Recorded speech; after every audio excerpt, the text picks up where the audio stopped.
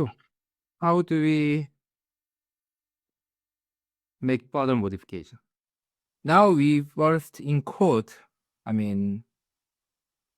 which vertex, some of the vertices may be moved to here, right? So if this is the epsilon regular, then most of the vertices here are okay to be put it here. Because most of the vertices here have many neighbors here. So if one vertex has many neighbors, then moving one vertex to here is not going to break the superregularity. So that's okay. So from here to here, moving lots of vertices is okay. However, if this pair is not epsilon regular, then most of the vertices here might not have any neighbor here. So moving vertex to here is not good. First, we can record this into diagram. And then once we have this diagram, then after that, we can kind of record that, okay, in order to make this to have exactly n prime I vertices, then we have to kick out this many vertices from here. But where does it have to go to? If there are some parts which a smaller number, so ni is smaller than n prime I here, then we may want to put some vertices to here. So there are some clusters with more edges than needed and some clusters with less vertices than needed. So we want to distribute them, but first by encoding them into this diagram of how you can move vertices, and then you take the passes in this diagram to move these vertices around until you get the correct number. So that's roughly how we will do.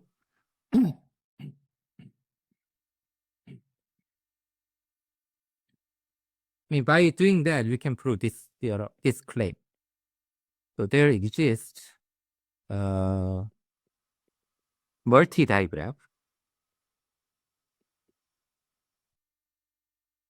meaning that between two vertices, there could be multiple edges. Multiple directed edges. So multi-directed graph D on the vertex set R that satisfy the following. First, the number of edges in this diagram is small, eta to the 1, 5 times n.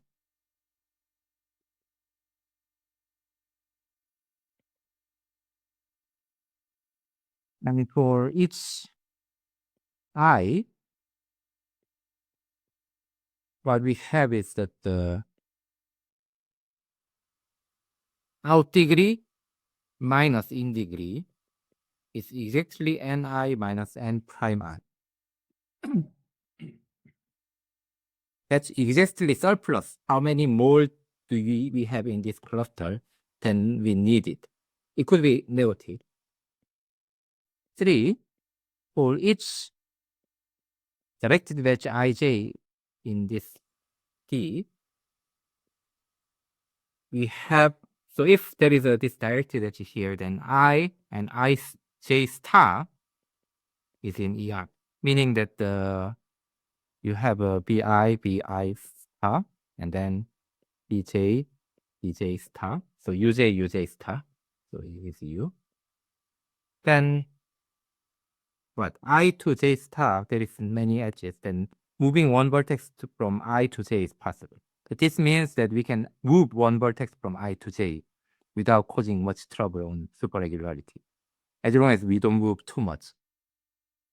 So we prove this.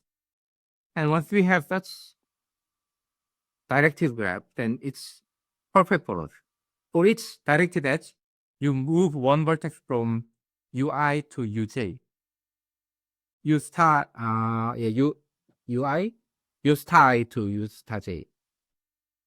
So this cluster to this cluster. Then what?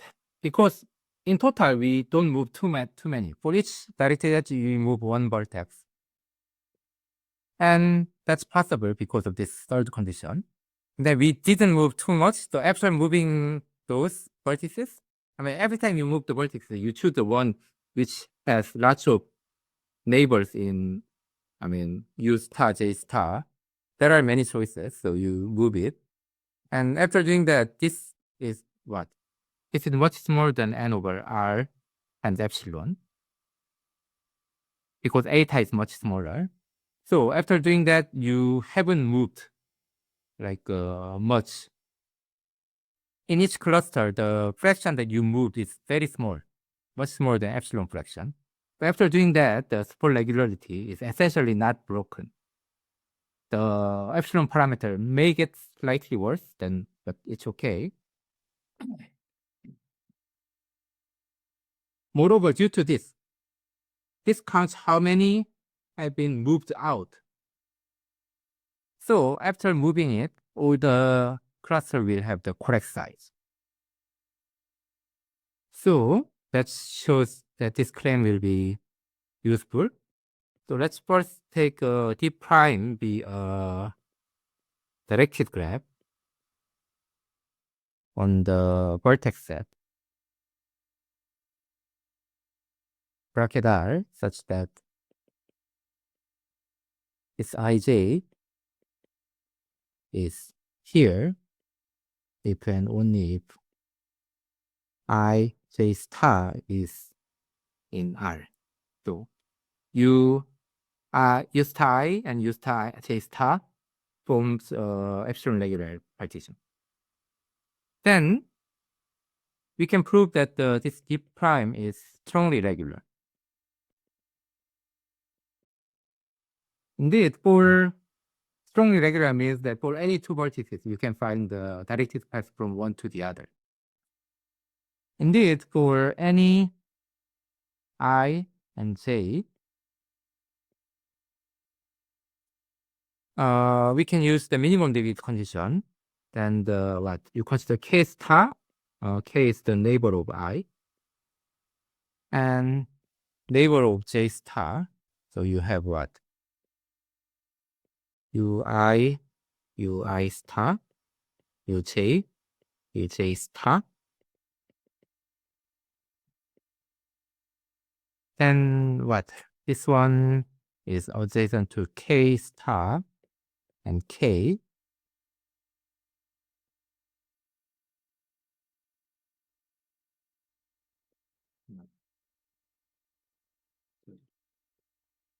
But this one is adjacent to k. And k star, and this one is adjacent. So in here, what? This has size more than half plus alpha over 2r. This has size half plus alpha over 2r. They sum up to bigger than r.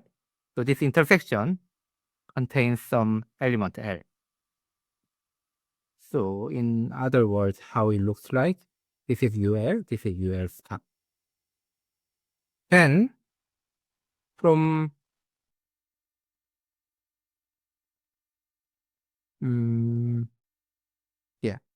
some vertices in here can be moved to here, and some vertices here can be moved to here. So you have so this is directed edge in D prime, and this is directed edge in D prime.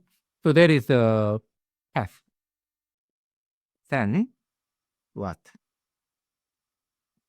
IL and LJ are both in this D prime, so they are strongly connected. Note that the n is same as summation of this ni and summation of ni prime. Both are same n. And let I plus be all the indices which has surplus vertices, and I minus be all the vertices which has smaller number of vertices.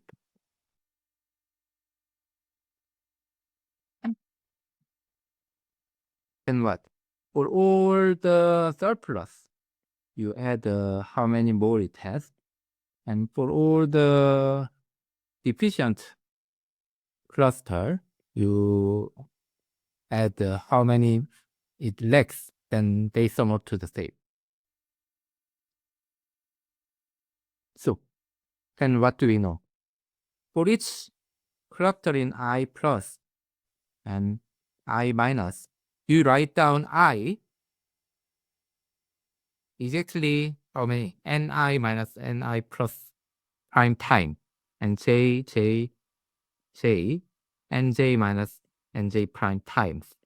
And so here again, you write down the indices. Then both have the same size. You arbitrarily pair them into perfect matching. And for each pair, what we have is that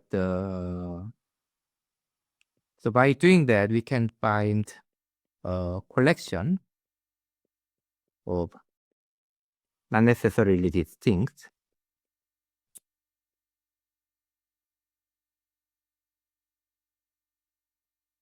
collection of pairs P, which is like I1, J1, I2,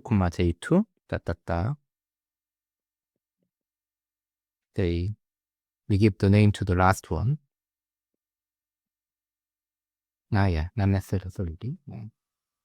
Such that each pair is in I plus times IJ minus. The first one is in I plus, and second one is in I minus. And the following port. The size is exactly same with this. And that's almost R times, say, eta to the 1/4 nth. Because all of them have size almost eta to the 1/4 nth, very small. And then this number we add is almost R. So this is still very small. Because eta is much smaller. Even if you take 1/4 power and then multiply R, it's still small. And for each I in plus, we have that how many times it appears here. Say the last one is A. IB is exactly I, is exactly the right number, surplus number, and same holds for the indices in I minus, efficient indices.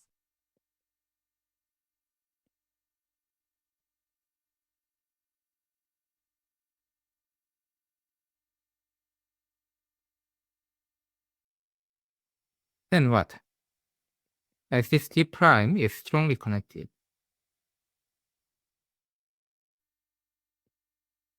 and for each pair ij in this P, we find a path Pij, directed path of P prime with length almost R.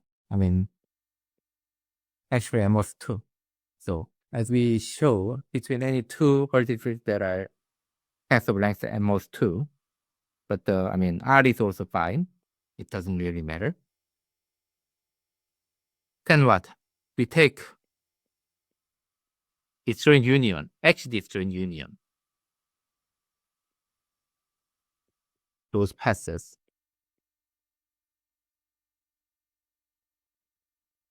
to obtain a multi-directed graph.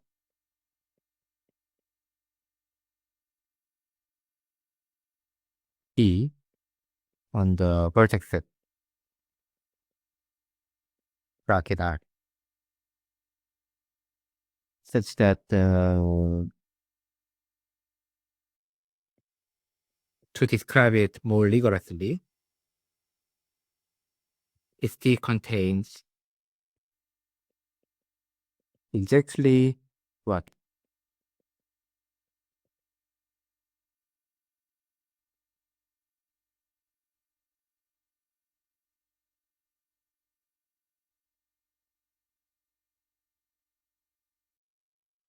So you count the number of paths P sub IB, comma JB, which contain this IJ, and then many directed edges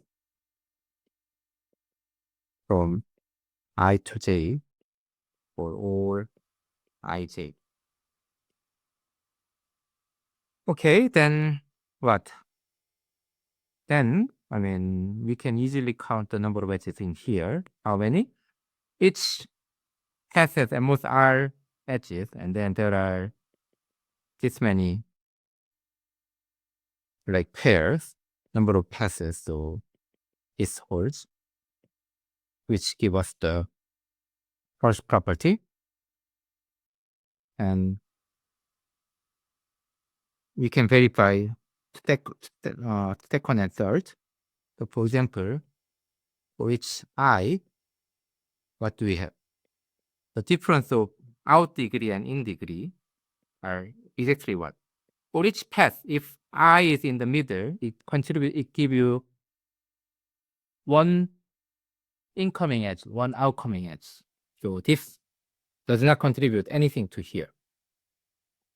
It's only contributing if you have a path that starts at I or that ends at I.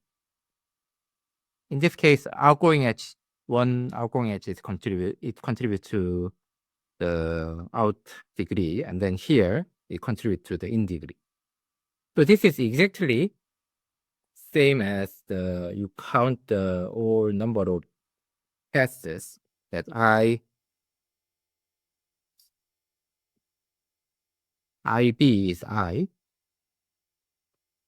and you count the number that the JB is I, and what? From here, that's exactly Ni minus Ni plus if I is in I plus, and Ni prime minus Ni if I is in I minus. So as we wish it here. That's how we have constructed here, right? The pair. So that shows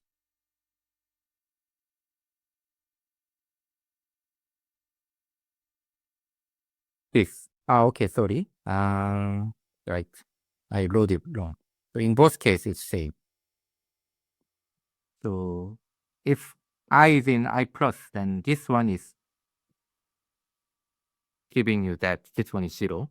The other one, this one is 0, and this one is I prime minus Ni. So with negative, this is what you get. So that proves this claim. Now, we use this to make further modification on the partition of G. So for each ij in this, each edge, say, in this D, say from I to J, we know that the ij star is in ER. And we know that this U star I and U star J star is still, say, epsilon to the 1/5 plus regular.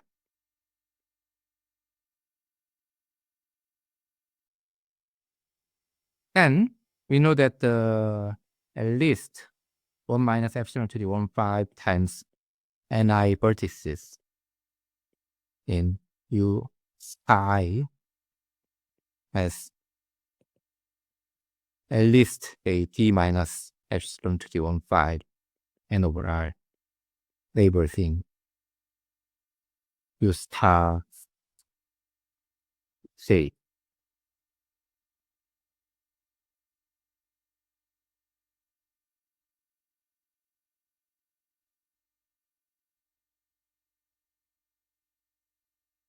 And what? We move one such vertex to U star J. And we do this for all directed edges in here. And let U tilde I be the resulting set.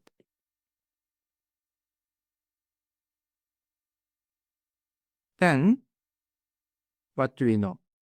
We have moved very small number of vertices due to like E1.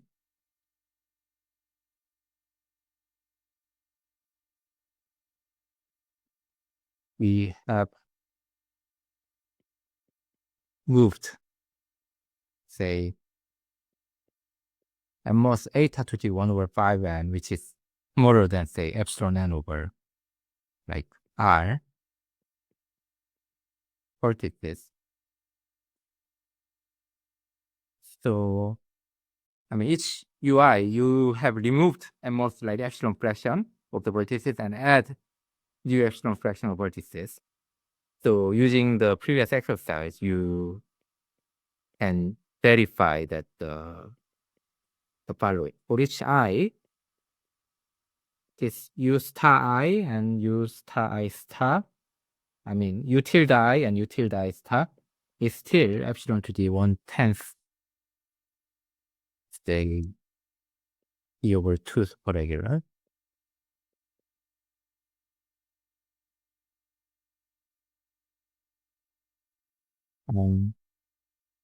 For each ij in the reduced graph, that's the matching. This is still the epsilon to the 1/10th d plus regular. And finally, it has the right side.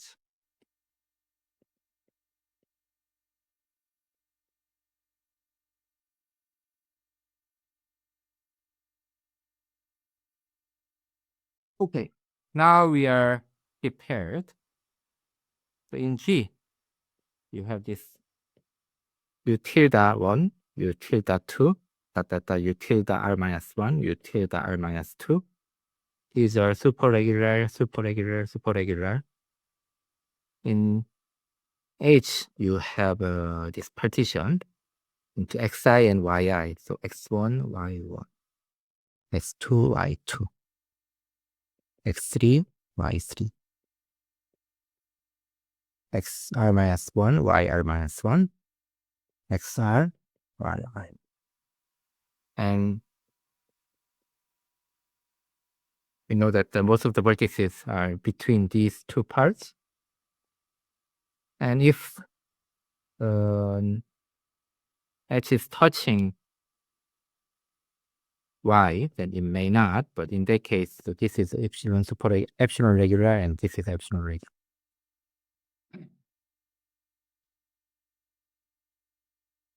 So now we use, and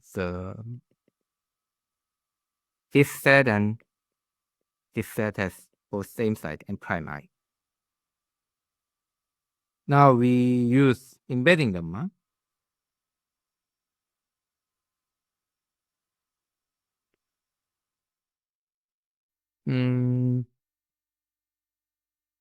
Let me check how I stated the embedding lemma before. Give me a moment. Okay, so we actually need a slightly more technical version of the embedding lemma. So let's say you have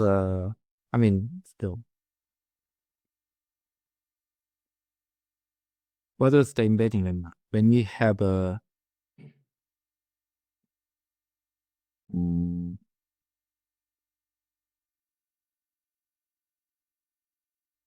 graph H with these sets.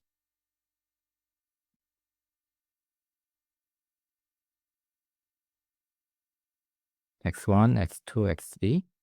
And then we have G. B1, B2, B3. And then these are epsilon regular, epsilon regular, epsilon regular. And each xi is smaller than, like, each of them has roughly size 1 plus minus epsilon n. This is smaller than, say, 1 minus 10 epsilon n. Okay? Let's say scalar root of epsilon n. Then, if there is h and h and h, whenever there is an h, I mean the corresponding partition is epsilon regular, then you can embed. If you see the proof, you embed one vertex by one vertex, and then at you make sure that when you embed this, the candidate set for each vertex does not shrink too much. Okay. Then, by following that proof, what you can do is that instead of x1, x2, x3, you add y1 and y2, y3. And then imagine that you have this whole graph. And then each vertex you have a candidate set. So initially, every vertex here can be embedded to every vertex. So every vertex has candidate set everything, and so on. And then you follow the proof of embedding lemma. You embed vertices in Y one by one. While you embed that, the vertices in X, it has embedded the candidate set here. And once you embed this here, then this candidate set shrink into the neighborhood of this. You do the same thing as you proved in the embedding lemma. And then you stop once you embed every vertex is in Y. Then what happened? You embedded Y, and then now for each X, for each vertex X, which is not yet embedded, it still has large candidate set. You can ensure that. So you can write down this statement in such a way that what? So we can embed all vertices in y1 to yr into G in here, because why? I mean, as I mentioned, so all the corresponding ones are epsilon regular. It may not be epsilon superregular, but it's okay. In embedding lemma, we only require epsilon regular. And what can we do for, say, all I and say x in here xi? We have the following. Say a sub x is at least, say, d minus 2 to the epsilon to the 1 times to the delta times n prime I, where these ax are the candidates.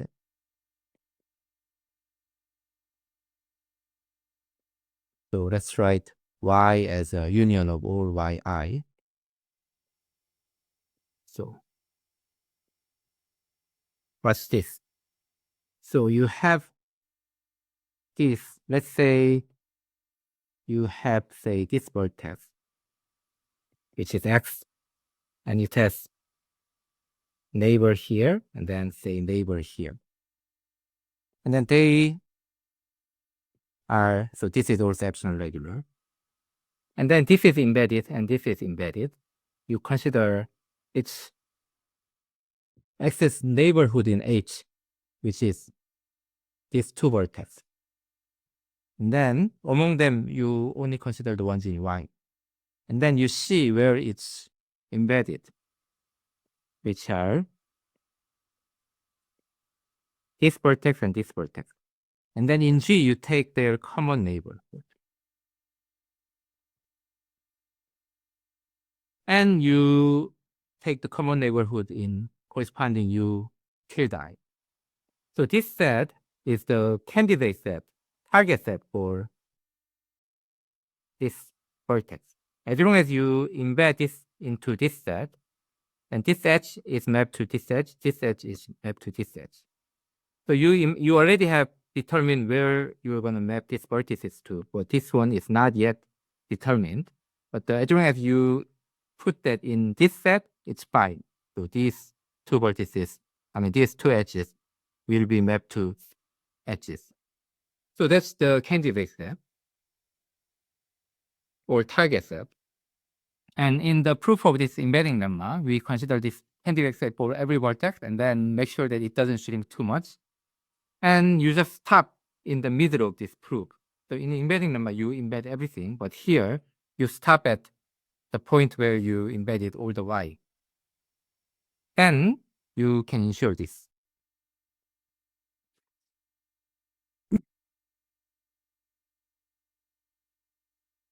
Okay, so now what?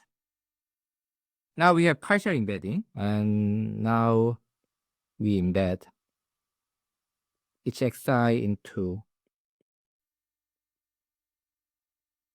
this by using the problem.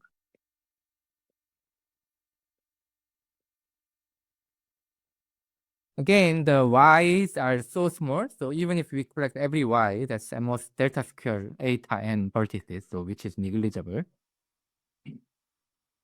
And here, all the edges in this xi are what, between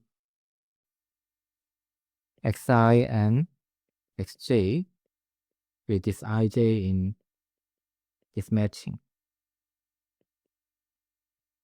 And this xi has side exactly same as this. And then that's like 1 plus minus epsilon to the 1 over 10 n over r with the room to spare. So we can apply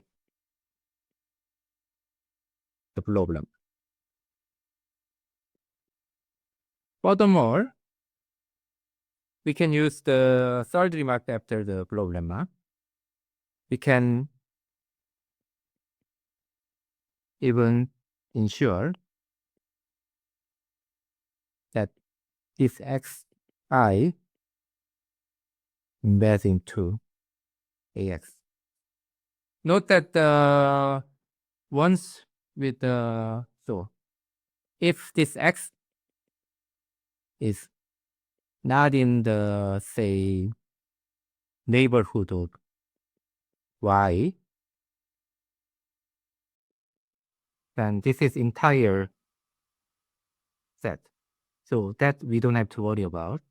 But but what we know, this also has size almost like delta cube eta n, very small.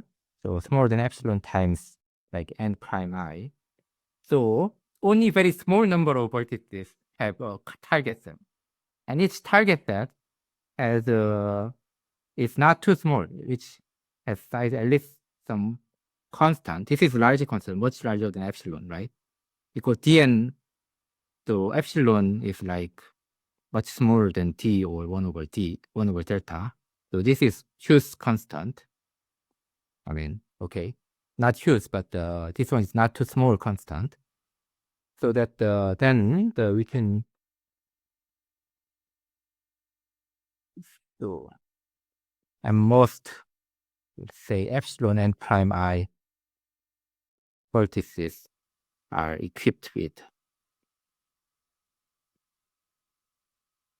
not so small target set.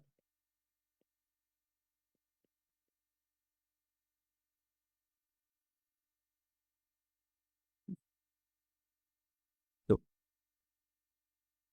the remark that we discussed after the blow lemma says that one can actually embed it so that all these vertices are embedded into its target set, A sub x. So then this yields the embedding. Then we embed H into G, and then that proves the, theorem.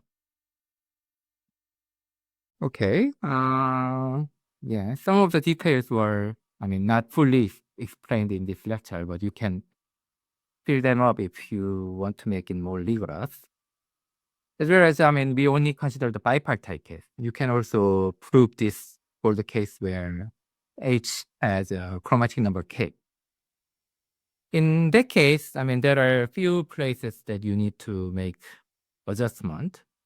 And many of them are not so difficult. At first, you apply this Dirac theorem to obtain this perfect matching. You can use Heiner-Samory theorem there, so it's not a big deal. Where is it?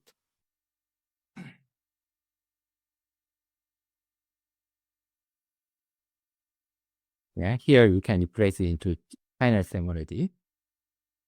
And one of the other modifications are not too difficult.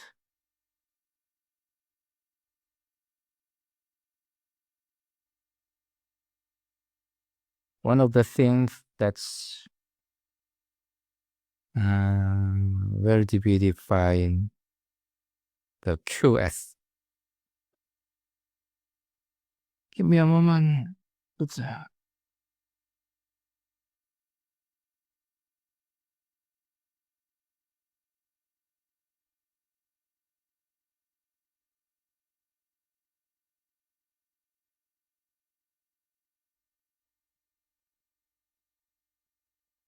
Yeah, here, this has to be, this is only working when you have a bipartite graph or higher chromatic number.